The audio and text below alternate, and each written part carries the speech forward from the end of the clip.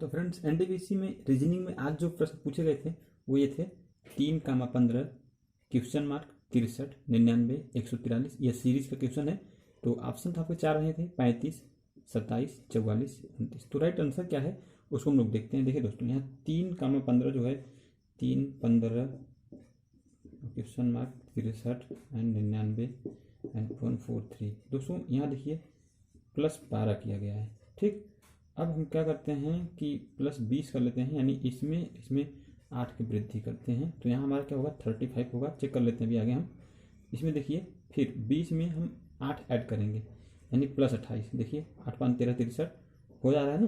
फिर इसमें क्या किया गया है 28 में आपका फिर से 8 जोड़ा गया, 28 + 8 जोड़ा गया है। फिर आपका ये हो जाएगा क्या 99। फिर से आपका ये क्या हुआ 8 8 16 और फिर ये 36 36 + 8 फिर से जोड़ के ऐड करेंगे इसमें हम। तुम्हारा क्या होगा ये 143, मतलब 36 8 आपका 42 हुआ। इसमें 8 से 14 44 हुआ।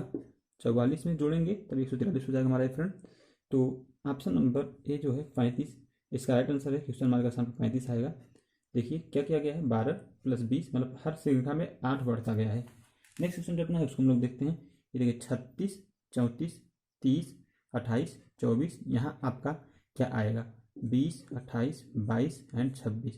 तो देखिए दोस्तों यहाँ क्या किया गया है 36 34 30 28 एंड 24। देखिए इसमें जो है -2, यहाँ क्या किया गया है -4।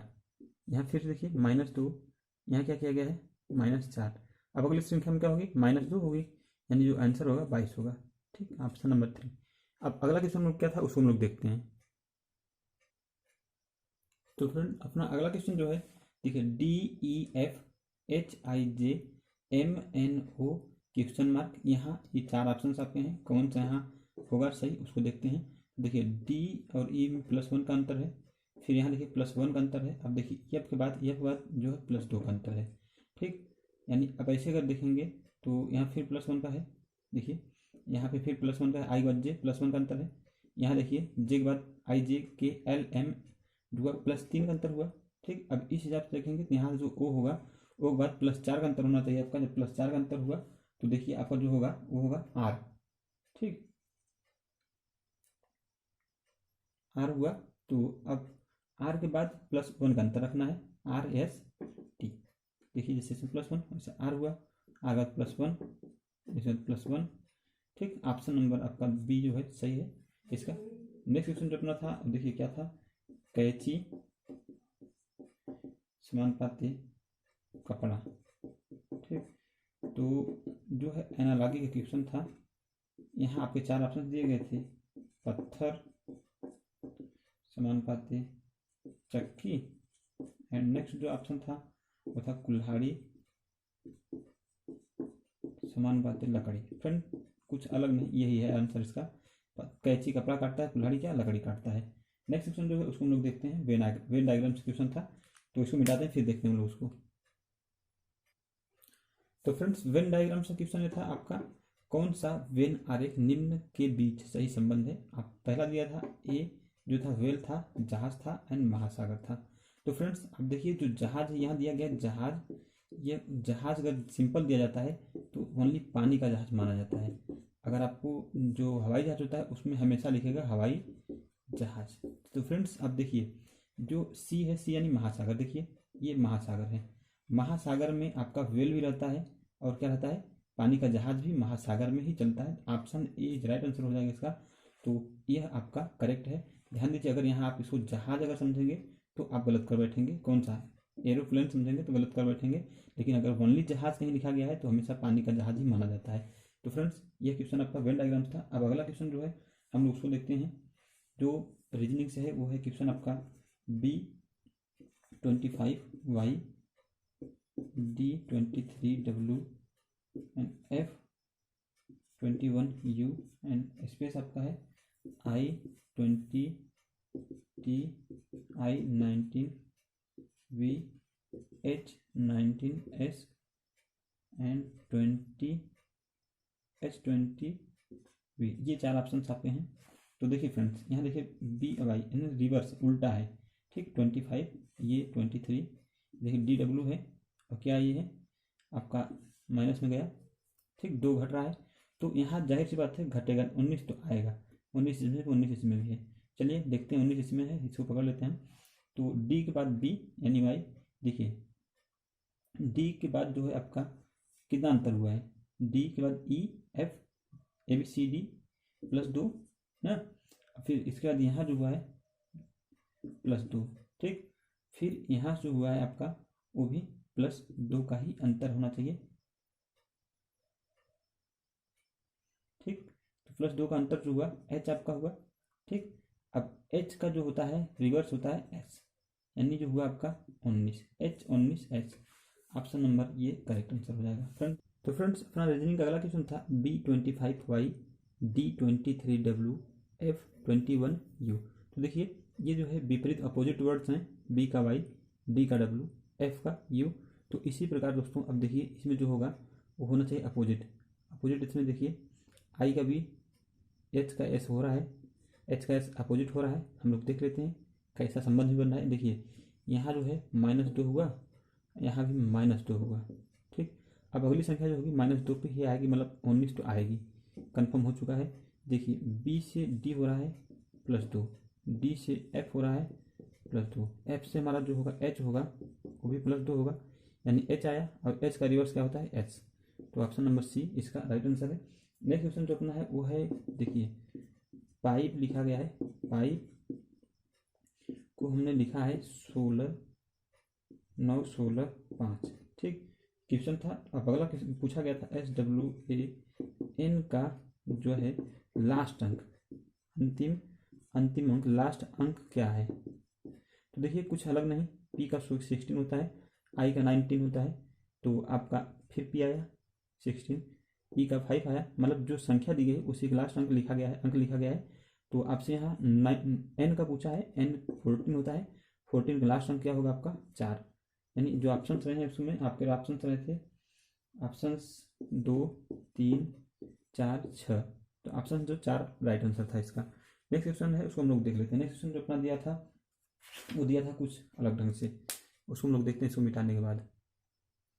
तो फ्रेंड्स अपना अगला क्वेश्चन था 5I 7J 11L 17O question mark. यहाँ जो ऑप्शन 4 दिए गए हैं कौन सा होगा उसको देखते हैं हम लोग। देखिए इसमें +2 +4, देखिए +2 +4 7 4 11, मतलब 2 की वृद्धि हो रही है, +6 11 7 आपका 17 हुआ, 11 से 17 हुआ, फिर से इसमें 2 की वृद्धि होगी यानी 8, तो 17 8 जो होगा आपका वो होगा 25, ठीक 25 हमको मिल चुका है। अब हम लोग देखते हैं इसमें क्या रैंकिंग है।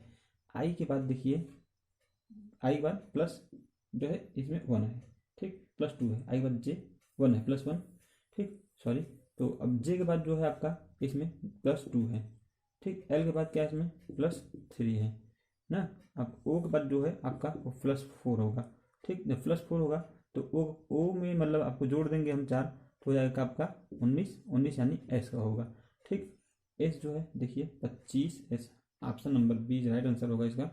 नेक्स्ट क्वेश्चन जो हम लोग उसको देखते हैं। नेक्स्ट क्वेश्चन आपका रिलेशन था ब्लड फ्रेंड। देखिए दीपक रवि का भाई है, रीना अतुल की बहन है, रवि रीना का बेटा है, तो दीपक का रीना से क्या रिश्ता है। ऑप्शन हैं बेटा, भाई, भांजा, पिता।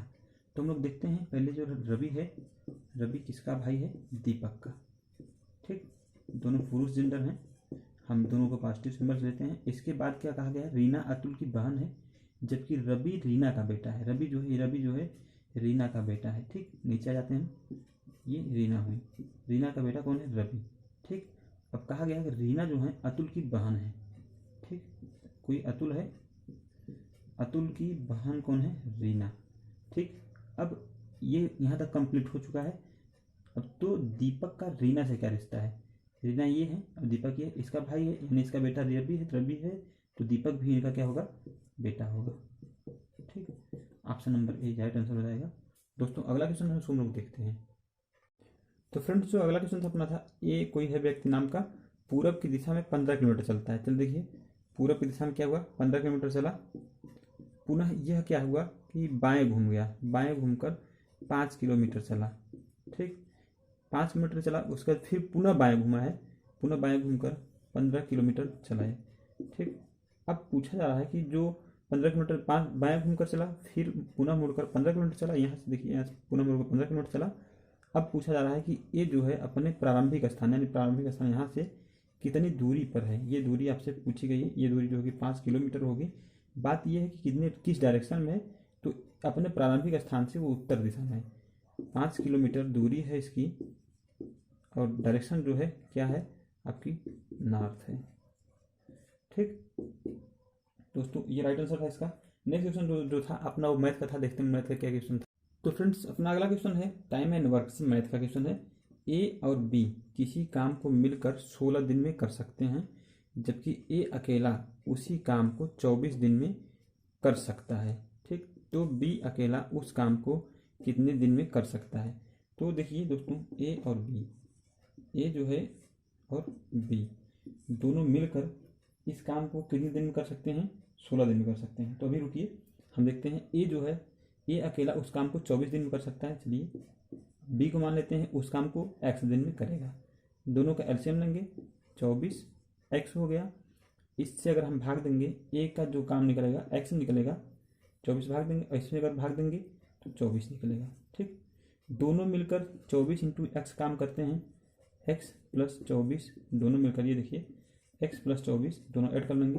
अगर दोनों एक साथ काम करते हैं तो यह काम जो है यूनिट 24 इंटू एक्स जो है ये यूनिट है, यह काम पूरा 16 दिन में कर लेते हैं। ठीक ना, तो अब हम लोग क्या करते हैं, इसको सॉल्व कर लेते हैं। 24 एक्स बटे एक्स प्लस 24 बराबर 16।